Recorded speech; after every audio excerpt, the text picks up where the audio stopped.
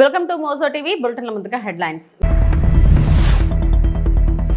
సుంకాలు విధించినా భయపడేదే లేదు ప్రధాని మోడీ.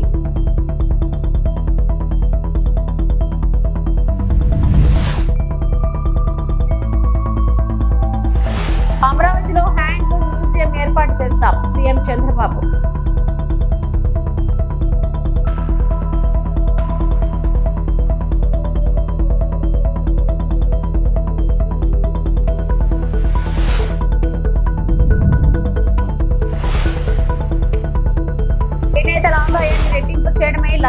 చేనేతల ఆదాయాన్ని రెట్టింపు చేయడమే లక్ష్యమన్న మంత్రి నారా లోకేష్.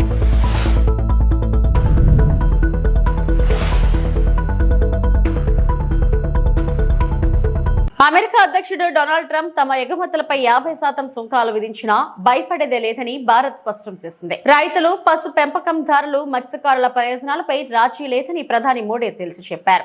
రష్యా నుంచి చమురు కొనుగోలుపై భారత్, అమెరికా మధ్య వాణిజ్య ఉద్రిక్తతలు నెలకొన్న వేళ ప్రధాని మోడీ ట్రంప్ నకు గట్టి సందేశం ఇచ్చారు. భారీ మూల్యం చెల్లించాలనే విషయం వ్యక్తిగతంగా తనకు తెలుసునని, అందుకు పూర్తి సిద్ధంగా ఉన్నట్లు తెలిపారు. భారత్ ఎల్లప్పుడూ రైతుల పక్షాన ఉంటుందని, వారి సంక్షేమం కోసం దేనికి వెనకాడబోదన్నారు. అంతర్జాతీయంగా ఒత్తిడులు ఉన్న గ్రామీణ ప్రాంతాల రక్షణకు ఎన్డీఏ ప్రభుత్వం కట్టుబడి ఉందని ప్రధాని మోడీ తేల్చి చెప్పారు.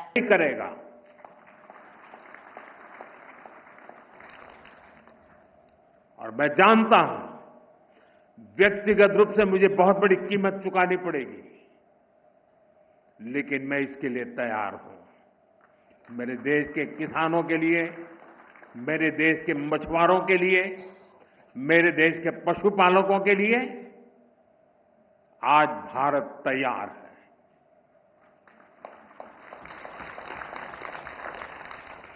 किसानों की आय बढ़ाना,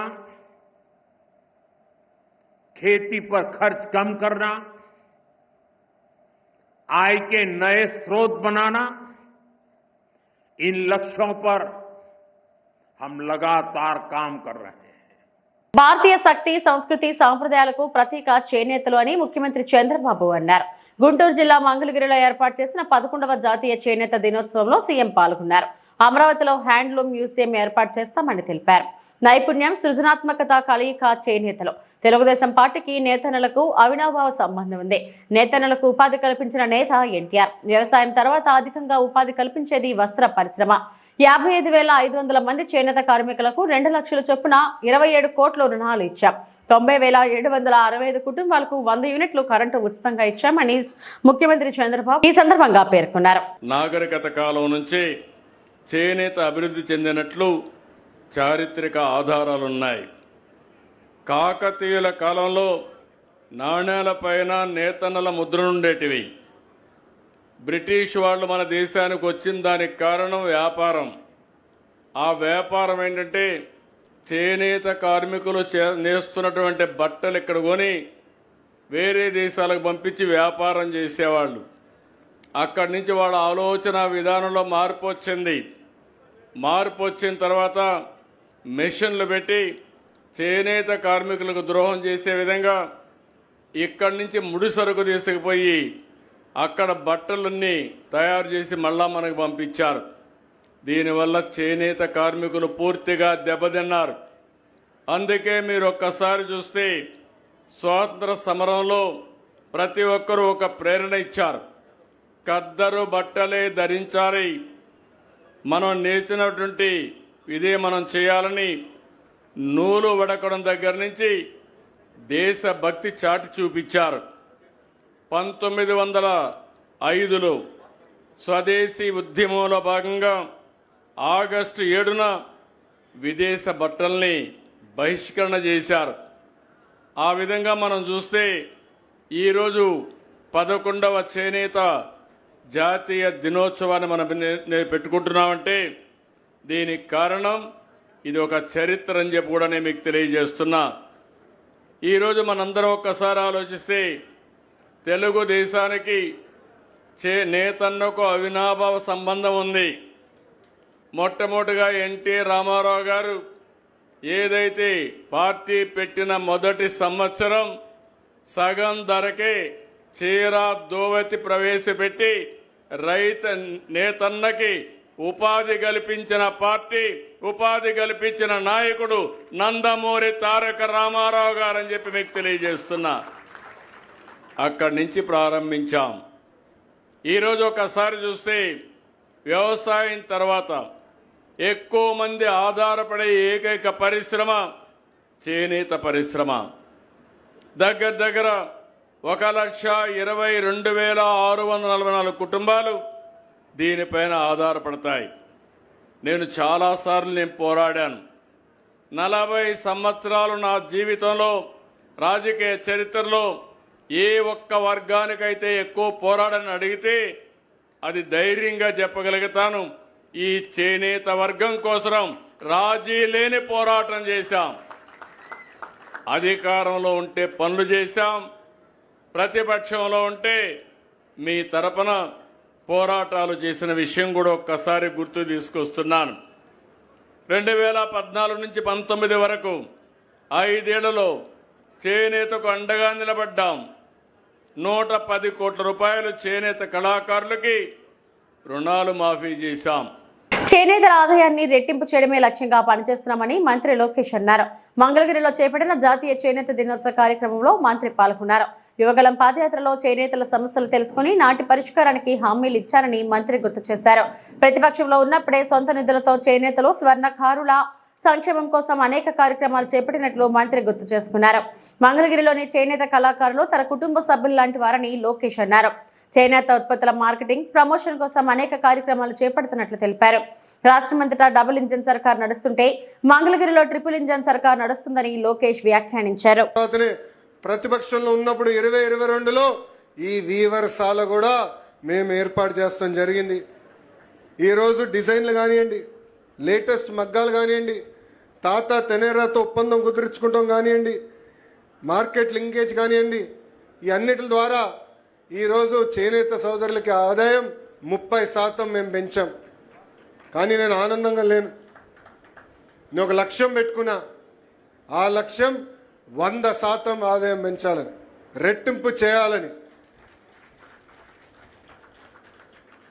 స్వర్ణకారులు కూడా ప్రతిపక్షంలో ఉన్నప్పుడు లక్ష్మీ నరసింహ స్వర్ణకారుల సంక్షేమ సంఘం ఏర్పాటు చేశాం.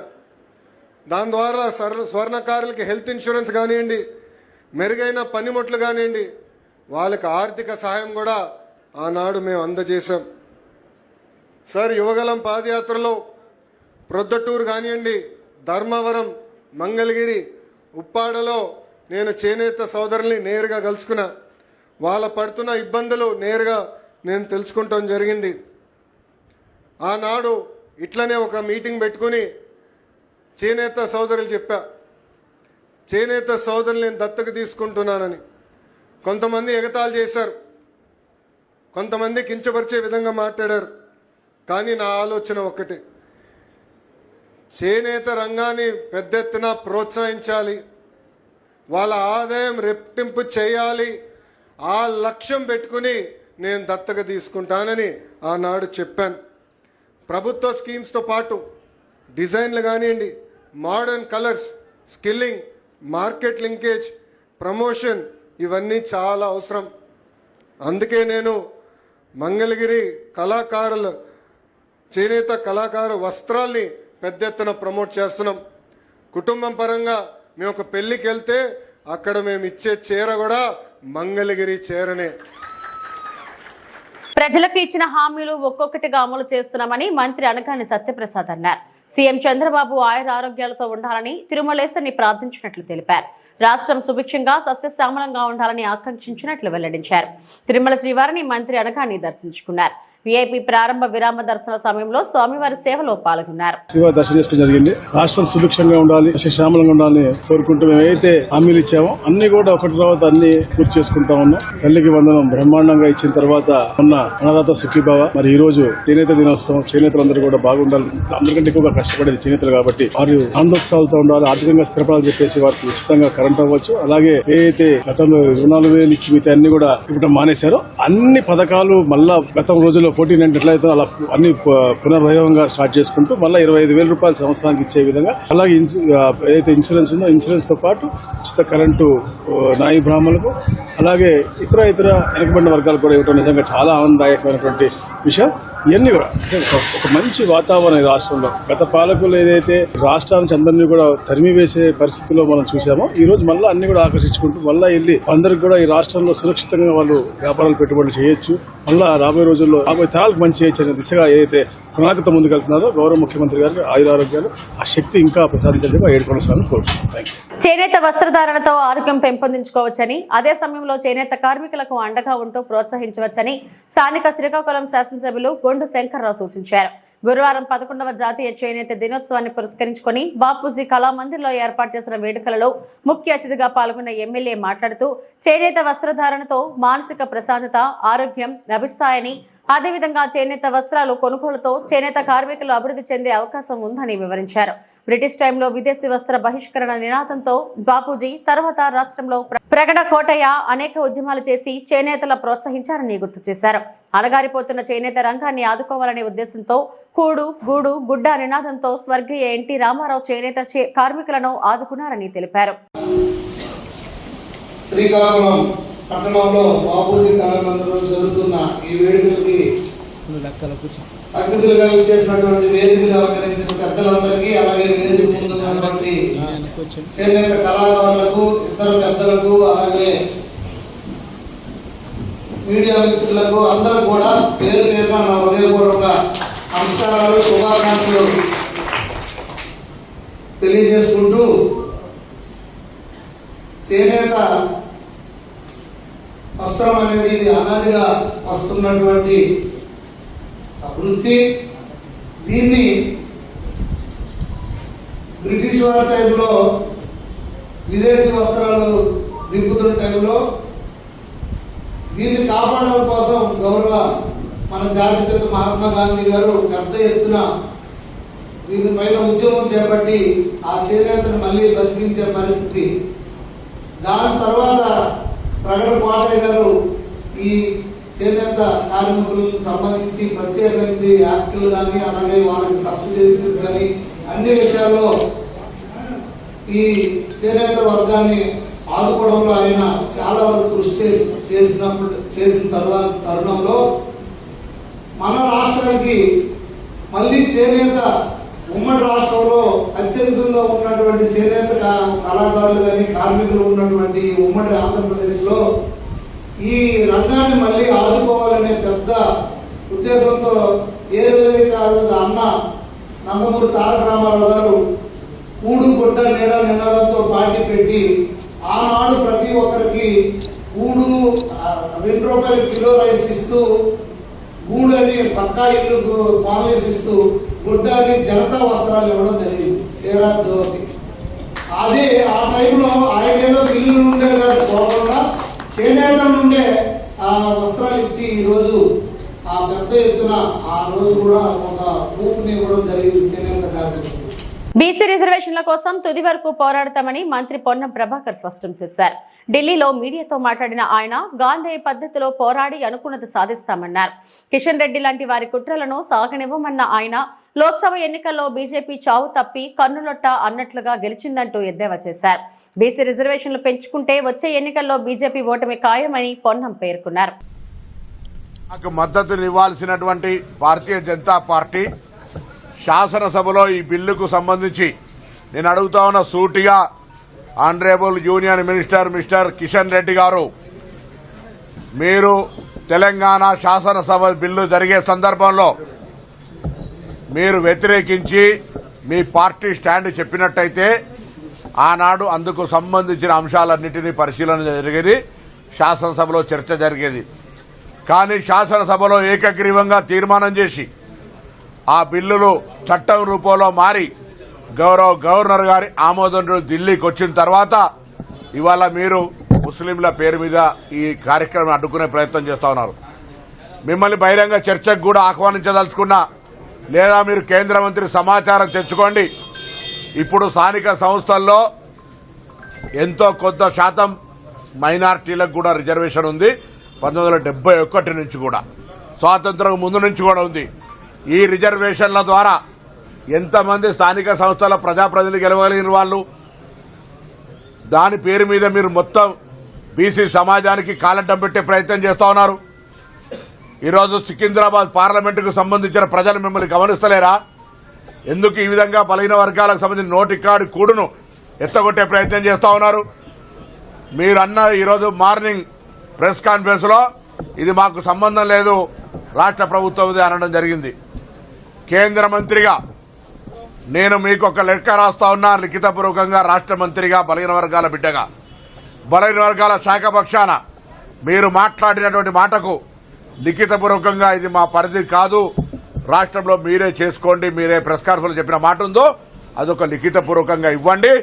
మీ దగ్గరికి జోలే పట్టుకొని వచ్చే ప్రశ్నే లేదు. మా ప్రభుత్వకు చిత్తశుద్ధి ఉన్నది, మా ప్రభుత్వకు బాధ్యత ఉన్నది. మేము కామారెడ్డి డిక్లరేషన్ మొదలుకుంటే నిన్నటి జంతర్ మంతర్ దాకా ఏ కార్యక్రమమైనా చట్టబద్దంగా, న్యాయబద్దంగా శాసనసభలను గౌరవిస్తూ, అధికార వ్యవస్థ, ఐఏఎస్ వ్యవస్థను గౌరవిస్తూ ఇలా మేము ఈ కార్యక్రమం తీసుకున్నాం. తెలంగాణలో కాంగ్రెస్ పార్టీకి చిత్తశుద్ధి ఉంటే స్థానిక సంస్థల ఎన్నికలు నిర్వహించాలని బీజేపీ ఎంపీ డీకే అరుణ డిమాండ్ చేశారు. ఎన్నికలకు ముందు ప్రజలకు ఇచ్చిన హామీలను అమలు చేయలేక బీజేపీని నిందిస్తోందన్నారు. తెలంగాణలో కాంగ్రెస్ పార్టీ ప్రజల విశ్వాసాన్ని కోల్పోయిందని, అందుకే బీసీ రిజర్వేషన్ల పేరుతో మరోసారి డ్రామాలు చేస్తుందన్నారు.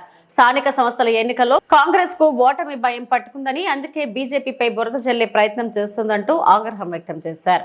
రాష్ట్రంలో కాంగ్రెస్ ప్రభుత్వం బీసీలకు 42% రిజర్వేషన్లు కల్పిస్తామని కామారెడ్డి డిక్లరేషన్ లో బీసీలకు రిజర్వేషన్ల గురించి మాట ఇచ్చి ఈరోజు మాట తప్పి కంప్లీట్ గా ఇంకొక పాట పాడుతా ఉంది. ఈరోజు అదే 42% బీసీల రిజర్వేషన్ లో 10% ముస్లింలకు ఇవ్వాలని నిర్ణయం చేసుకున్నది. ఈ రోజు గ్రామ పంచాయతీలకు ఎన్నికలు లేక ఈ పార్టీ అధికారంలోకి వచ్చిన నాటి నుంచి ఇప్పటికి కూడా ఎన్నికలు జరపలేనటువంటి పరిస్థితిలో ఇవాళ ఉన్నది. గ్రామ పంచాయతీలకు నిధులు రాక గ్రామ పంచాయతీల అభివృద్ధి పనులు నిలిచిపెట్టేటువంటి పరిస్థితిలో తెలంగాణలో ఏర్పడింది. సో ఇది కేవలం బీసీల యొక్క ఓట్లను రాలగొట్టడానికి బీసీ మాట, బీసీ పదం వీళ్ళు మాట్లాడుతున్నారు కానీ వీళ్లకు బీసీలకు రిజర్వేషన్ ఇచ్చేదాని పట్ల చిత్తశుద్ధి లేదు. గతంలో ఎప్పటి నుంచో వీళ్ళకు బీసీలకు వ్యతిరేకమే, కేవలం ఓటు బ్యాంక్ రాజకీయాలు చేయడంలో తప్పితే బీసీలకు ఏనాడు కూడా కాంగ్రెస్ పార్టీ అండగా నిలిచింది లేదు. ఇవాళ ఢిల్లీలో వచ్చి ధర్నాలు చేస్తాం, అది చేస్తాం, ఇదేదో భారతీయ జనతా పార్టీ మీద నెపం నెట్టడానికి డ్రామా చేస్తే తెలంగాణ ప్రజలు గాని, తెలంగాణ బీసీలు గాని అమాయకులు ఎవరు లేరు. ఇక్కడ కేవలం ప్రజలని మోసం చేయడమే లక్ష్యంగా పెట్టుకున్నది ఇవాళ కాంగ్రెస్ పార్టీ. అవగాహన రాహిత్యం ఒక పక్క, కేవలం ఇవాళ తెలంగాణ రాష్ట్రంలో 6 హామీలని అధికారంలోకి వచ్చి ఆ 6 హామీలని నెరవేర్చకుండా ప్రజలను మోసం చేసి మళ్ళీ ఇప్పుడు బీసీ రిజర్వేషన్లని మళ్ళోసారి మోసం చేయడానికి ప్రయత్నిస్తా ఉంది. స్థానిక సంస్థల్లో గెలుపు మీద నమ్మకం లేక ప్రజల విశ్వాసాన్ని కోల్పోయినటువంటి కాంగ్రెస్ పార్టీ ఇవాళ భారతీయ జనతా పార్టీ మీద ఇదేదో రిజర్వేషన్లు వాళ్ళు చేయదలుచుకున్నట్టు, భారతీయ జనతా పార్టీ అడ్డుకుంటున్నట్టు ఈ డ్రామాలన్నీ కట్టిపెట్టి మీరు ఎంబడే ఎన్నికలు జరపండి, ఎంబడే మీరు ఇచ్చిన మాటను నిలబెట్టుకోండి, అంతేగాని భారతీయ జనతా పార్టీ మీద నెపం నెట్టడం గాని తప్పించుకునేటువంటి ప్రయత్నం చేస్తే తెలంగాణ బీసీలంతా కూడా మీరు చేసినటువంటి ఈ యొక్క ద్రోహం ఏదైతే ఉందో, ఏదైతే మోసం ఏదైతే ఉందో ప్రతి ఒక్క బీసీ కూడా గమనిస్తామని తెలియజేస్తా ఉన్నాం. మీకు చిత్తశుద్ధి ఉంటే ఎంబడే ఎన్నికలు, స్థానిక సంస్థలకు ఎన్నికలు పెట్టండి. మీరు ఇచ్చిన మాట ప్రకారం 42% రిజర్వేషన్ బీసీలకు ఇవ్వండి. కాళేశ్వరం ప్రాజెక్టుపై కాంగ్రెస్ చేస్తున్న అసత్య ప్రచారాలపై బీఆర్ఎస్ సీనియర్ నేత మాజీ MLA Peddi Sudarshan Reddy strong counter ఇచ్చారు. బీఆర్ఎస్ పై రేవంత్ రెడ్డి కుట్రలు చేస్తున్నాడు. కమిషన్ ఇచ్చిన నివేదికను ప్రభుత్వం ఎందుకు బయట పెట్టడం లేదు? రిపోర్ట్ బయటకు ఇవ్వకముందే రేవంత్ రెడ్డి అనుకూల మీడియా విష ప్రచారం చేస్తుంది. కాంగ్రెస్ ప్రభుత్వంలో అనేక స్కామ్లు జరుగుతున్నాయి. కోర్టు సమాధానం చెప్పమంటే కాంగ్రెస్ నాయకులు తప్పించుకొని తిరుగుతున్నారు. కాంగ్రెస్ ప్రభుత్వం, ముఖ్యమంత్రి, మంత్రులకు చట్టం తెలవదా, లేక తెలిసి వక్రీకరించి రాజకీయ లబ్ధి పొందాలని కుటీల యత్నమా? కమిషన్ ఆఫ్ ఎంక్వైరీస్ చట్టం ప్రకారం ఒక న్యాయమూర్తిని విచారణ కమిషన్ కు నియమించినా ఆ కమిషన్ న్యాయ వ్యవస్థలో భాగం కాదు. అంటే ఆ కమిషన్ కోర్టుల న్యాయ తీర్పులు ఇవ్వలేదు, మరి కోర్టులు కలిగిన ఆధారాలు వారికి ఉండవు. కమిషన్ నివేదిక ఇవ్వడం మాత్రమే చేస్తుంది. కనుక జడ్జి ఉన్నా సరే అది న్యాయ వ్యవస్థలో భాగంగా పరిగణించబడదు. ఈ చట్టాన్ని ఉద్దేశపూర్వకంగా తప్పుడు వివరణ ఇవ్వడం రాజ్యాంగం మీద ప్రమాణం చేసిన మంత్రి మండలికి తగదు. న్యాయ వ్యవస్థను కేసీఆర్, హరీష్ రావు గౌరవించడం లేదని ముఖ్యమంత్రి రేవంత్ రెడ్డి, మంత్రి ఉత్తమ్ కుమార్ రెడ్డి విమర్శ చేయడం వారి అవగాహన రాహిత్యానికి నిదర్శనమని అన్నారు. ఇటువంటి ఒక రాజ్యాంగ ఉల్లంఘనలకు ఇవాళ ఈ ప్రభుత్వ తరఫున ప్రభుత్వం గాని కొంతమంది అధికారులు కూడా పాల్పడుతూ ఉన్నారు. కమిషనర్ ఆఫ్ ఎంక్వైరీస్ చట్ట పరిధిలో తెలంగాణ కాంగ్రెస్ ప్రభుత్వము కాళేశ్వరం దగ్గర కాళేశ్వరం ప్రాజెక్టులో ఒక పార్ట్ అయినటువంటి మేడిగడ్డ 2 పిల్లర్లు కుంగడానికి గల కారణాల మీద మాత్రమే కమిషనర్ ఆఫ్ ఎంక్వైరీస్ చట్ట పరిధిలో జడ్జి గారిని పినాకి చంద్రఘోష్ గారి కమిషన్ వేయడం జరిగింది. కమిషన్ కేవలము కాళేశ్వరములో ఉండబడిన 100 ప్రమాణికాలను కాదని ఒక్క ప్రామాణికమైనటువంటి మేడిగడ్డ బ్యారేజీలో ఉండబడినటువంటి టెక్నికల్ ఇష్యూస్ మీద మాత్రమే నివేదిక తయారు చేయడానికి సంబంధించిన సాక్షులను గాని ఇతరత్ర ఇన్ఫర్మేషన్ గాని కలెక్ట్ చేసింది. ఇవాళ 655 పేజీలతో కూడినటువంటి నివేదికను కాంగ్రెస్ పార్టీ ప్రభుత్వం ఇప్పటి వరకు బయట పెట్టకపోవడం అంటేనే ఇవాళ కేవలం 55 పేజీల నివేదిక మాత్రమే అనుకూలమైనటువంటి పదాలున్నటువంటి కూర్పును ఒక కుట్రపూరితంగా తయారు చేసి ఇవాళ విష ప్రచారానికి రేవంత్ రెడ్డి పాల్పడతా ఉన్నాడు. దమ్ముంటే చేతనైతే మీరు దద్దమ్మలు కాకుంటే దొంగ నాటకాలు కాళేశ్వరం పైన మీరు ఆడకుంటే మీకు చిత్తశుద్ధి ఉంటే 655 పేజీల నివేదిక ఇప్పటి వరకు మీడియాకు ఎందుకు అధికారికంగా విడుదల చేయలేదు? కేవలం కొన్ని పేజీలలో ఉండబడినటువంటి కొన్ని కంటెంట్స్ ను వక్రీకరించి మీరు సంతకాలు లేనటువంటి పేపర్లు మాత్రమే ఇప్పటి వరకు నివేదికలు ఉన్నవి. ఘోష్ గారి సంపూర్ణమైనటువంటి నివేదిక ఇప్పటి వరకు బయటికి రాలేదు. కేబినెట్ ముందుకు రానటువంటి నివేదిక 3 రోజుల ముందే మీడియాలో ఎట్లా వస్తది? ఇది కుట్ర కాదా? అంటే కాళేశ్వరం ప్రాజెక్టు భవిష్యత్తు గురించి ఆలోచన లేదు. ఇవాళ మిగతా 100% కాళేశ్వరం ప్రాజెక్టు సంబంధించినటువంటి మిగతా ఇప్పటిదాకా ప్రకటించిన రిజర్వాయర్లు గాని అదేవిధంగా టన్నల్స్ గాని అనేక రకాల మరి నిర్మాణాలన్నీ కూడా సేఫ్ గా ఉన్నవి. వాటి గురించి విచారణ ఎందుకు చేయలేదు? జిల్లాలో ఇందిరమ్మ ఇళ్ల నిర్మాణాల ప్రగతి బేషుగ్గా ఉందని రాష్ట్ర గృహ నిర్మాణ సంస్థ secretary managing director VP Gautam జిల్లా యంత్రాంగం పనితీరును ప్రశంసించారు. ప్రత్యేకించి గడిచిన 2 నెలల నుంచి ఇళ్ల నిర్మాణంలో జిల్లా గణనీయమైన వృద్ధి సాధించిందని, 2వ విడత ఇళ్ల మంజూరీ గ్రైండింగ్ లో ఆశించిన స్థాయి కంటే ఎక్కువ పురోగతి సాధించారని జిల్లా కలెక్టర్ టి వినయ్ కృష్ణారెడ్డిని సంబంధిత శాఖల అధికారులను అభినందించారు. రాష్ట్ర housing corporation MD VP Gautam జిల్లాలోని ఇందల్వాయి మండలం, తిరుమన్పల్లి, డిచ్పల్లి మండలం, గన్పూర్ గ్రామాలలో పర్యటించి ఇందిరమ్మ ఇళ్ల నిర్మాణాలను క్షేత్రస్థాయిలో పరిశీలించారు. సబ్జెక్టు వారిగా వెళ్ళినప్పుడు పూర్ పర్ఫార్మింగ్ ఉన్న మండల్స్ కానీ అదర్వైజ్ మీ దగ్గర ఏమైనా ఇష్యూస్ ఉంటే కూడా చెప్పండి. సో ఇది మనకు ఒక గోల్డెన్ ఆపర్చునిటీ. సో రిపీటెడ్గా కొన్ని టెక్నికల్ ఇష్యూస్ వస్తున్నాయి పేమెంట్ లోపల. రెండోది డిలీషన్స్ సంబంధించి మన దగ్గర ఆల్మోస్ట్ అన్ని ప్రపోజల్స్ మీరు ఈరోజు వరకు సబ్మిట్ చేశారు, వాటిని డిలీట్ చేయడం. అలాగే 2 BHKకి సంబంధించి ఇన్ ప్రోగ్రెస్లో ఉన్నా కానీ జీవో 33 ప్రకారం మనం ఐడెంటిఫికేషన్ చేస్తున్నాం. అందులో కూడా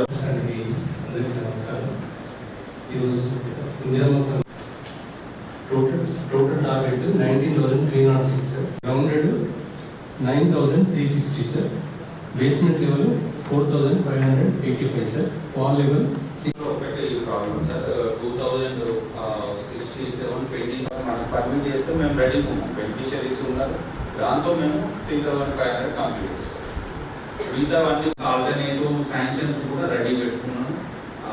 వాటిని కూడా మేము నెక్స్ట్ 1 వీక్ లోపల గ్రౌండ్ చేస్తాం.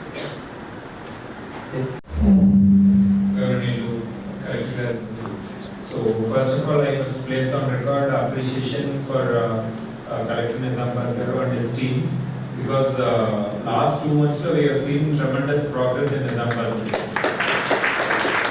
So every week, because I see district wise only, so every week when I see number of payments వచ్చేది ఇప్పుడు నిజామాబాద్ అనేది చాలా ఉపందుకుంది. Phase 1 లో అంత లేదు, బట్ Phase 2 లో there is tremendous progress. Every week we are able to release more than 500 to 1,000 payments for Nizamabad. So ఆ విధంగా చూసుకుంటే ఇప్పుడు చాలా జిల్లాలో గ్రౌండింగ్ అనేది బాగానే అయింది, కానీ గ్రౌండింగ్ నుంచి బేస్మెంట్ కన్వర్షన్ అనేది అవ్వట్లేదు. సో కామారెడ్డిలో కూడా అదే మాట్లాడాను, కానీ నిజామాబాద్లో ఆ కన్వర్షన్ అనేది ఉంది. మనకు 1000 ఇళ్ళు పోయిన నెల గ్రౌండ్ అయ్యి ఉంటే మినిమం 500 హౌసెస్ అయినా ఈ నెలలో బేస్మెంట్ కన్వర్ట్ అవుతున్నాయి. So that is within 2 months maximum all houses must get grounded. And ground అయినాక వితిన్ 2 months లో బేస్మెంట్ కంప్లీట్ అయిపోవాలి. బేస్మెంట్ కంప్లీట్ అయ్యి 2 months లో వాలింగ్ కంప్లీట్ అయిపోవాలి. సో ఇది స్టేజ్ వైజ్ మీరు ఇట్లా మానిటరింగ్ చేసుకోవచ్చు పీజీ గారు. సో అది ఎక్కడైతే ఆగితే then there is some issue. మళ్ళీ ఒక హౌస్ గ్రౌండింగ్ అయ్యి చాలా రోజులుగా బేస్మెంట్ కి రావట్లేదంటే then there is some issue. So Nizamabad లో అట్లాంటి ఇష్యూ లేదు. 1 month లో 50% హౌసెస్ అయిపోయినాయి. సో వి ఎక్స్పెక్ట్ ఇంకో 1 month లో జూన్ 30th దాకా గ్రౌండ్ చేసిన హౌసెస్ అన్ని కూడా బై ఆగస్ట్ 30th అన్ని కూడా బేస్మెంట్ స్టేజ్ కి వచ్చేస్తాయి. 1 lakh అనేది వాళ్ళ ఖాతాలో పడుతుంది అనేది మన ఎక్స్పెక్టేషన్. ఇవి ఇప్పటివరకు నా బులెటిన్ అప్డేట్స్. నమస్తే.